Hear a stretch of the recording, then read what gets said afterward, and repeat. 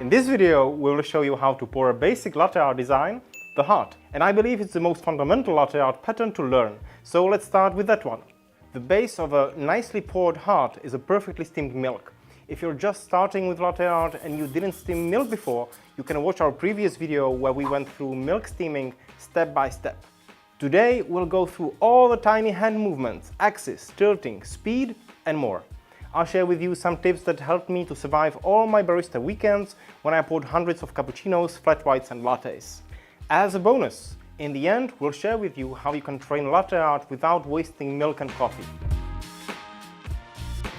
Now that you have pulled an espresso shot and the milk is perfectly steamed without any large bubbles, pouring has basically two phases. Phase number one, mixing the milk with the espresso.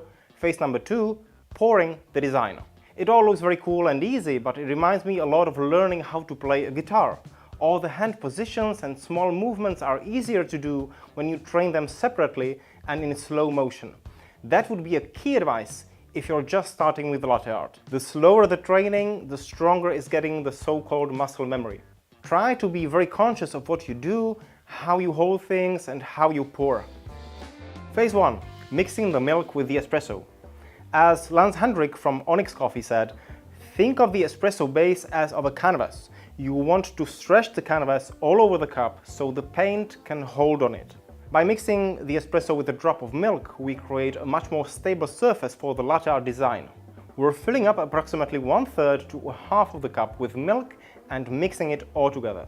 We're doing so because the espresso behaves like an oily liquid. If we just pour straight on top of the espresso, the milk pattern won't hold its shape and the design would lack contrast. Very important, when we pour, we need to hit the espresso hard so the milk touches the bottom of the cup, goes back to the surface and mixes with the crema all around. This is how to do it. Hold the cup in your less dominant hand. You can hold it in your palm like this, or you can, preferably, hold it by the handle. The handle should be right in front of your chest, pointing to you. This way you make sure that the final design is perfectly symmetric, and when you put it on the table, it faces the customer. Now you're gonna tilt the cup with the espresso by 30 to 40 degrees towards the spout. You want to see the liquids almost touching the edge of the cup. As you can see, the espresso now sits both between the wall and on the bottom of the cup. We create more depth in the liquid, which is very important for the first pour. Now we're gonna take the pitcher with the milk. Grab the pitcher by your dominant hand. You can grab the pitcher like this. You can grab it at the bottom, or you can grab it by the handle. It doesn't matter. Find your way and a position where you feel in control. You want to be able to steadily control the flow of the milk.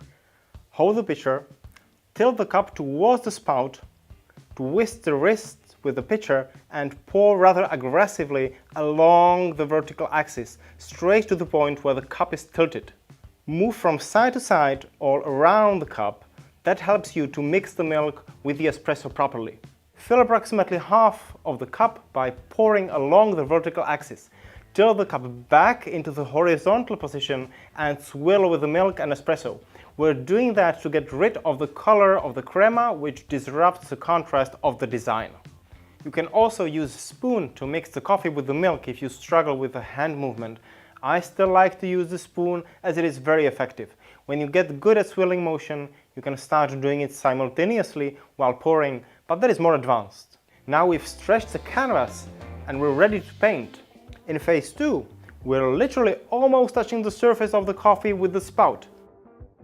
Bottom of the pitcher goes up and all around phase 2, the pitcher is touching the rim of the cup. Very important. The tip of the spout is in the middle of the cup the whole time, following the vertical axis as if it was glued to it. Now we need to paint the design on our canvas. To do that, we're adding a new motion, and that is wiggling. You can do it with your elbow like this, or you can do it with your wrist being loose like this. A small tip for wiggling: when you train the motion with just the water and the cup, soon you'll get the feeling into your hands. Eyes on the tip of the spout. The spout is inside the cup, nearly touching the coffee. Now start wiggling with the jug from left to right. Stay at the vertical axis, stay in the middle of the cup. Make sure you don't travel with the pitcher. As you're filling up the cup, start tilting the cup back to its horizontal position. Take your time, make your life easier. There is no need to rush this part. The cup is full, raise the pitcher up and cut through. Make sure you rise up at least 10 centimeters. A common mistake is cutting through the design too low where the stream is too thick and it destroys the pattern. You need a thin stream of milk, and for that you need height again. Let's show it again with milk and in slow motion. Swill with the jug. Destroy all visible bubbles. Tilt the cup towards the spout, 30 to 40 degrees. Phase 1. Pour quickly under the espresso along the vertical axis. Start and finish in the center. Fill the cup to the half. Mix the base. Canvas is ready. Phase 2. Go down with the spout. Lower edge touching the cup. Tip of the spout almost touching the coffee. Stay at the axis. Wiggle from left to right. Maintain the same speed. Do not rush. Level the cup to horizontal position as it's getting full. Stay in the middle. The cup is full. Raise the pitcher about 15 centimeters up. Cut the design in half. The heart is done. Result: unified texture, no visible bubbles, symmetric design, shiny surface, a high contrast, no blurry parts. Taste-wise, delicious.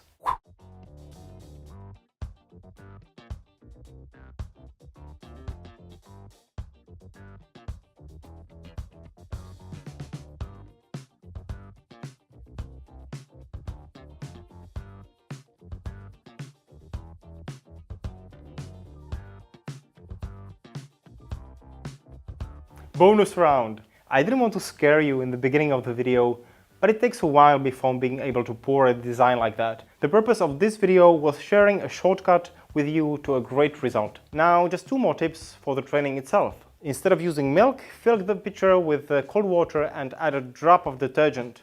Steam it as you would steam the milk. Instead of a shot of espresso, you can use diluted cacao powder, which is much cheaper. The result might be more bubbly or not perfect. Don't worry about that. These tips are here to help you with your movements and muscle memory and to eliminate waste. What do you think? Did you find this video helpful? Did you find something that doesn't work for you? Perhaps you have some tips on how to pour latte art too. Let us know in the comments. In the next video, we will look at pouring specific latte art designs like Rosetta or a tulip. Have a great day, and I'll see you in the next video.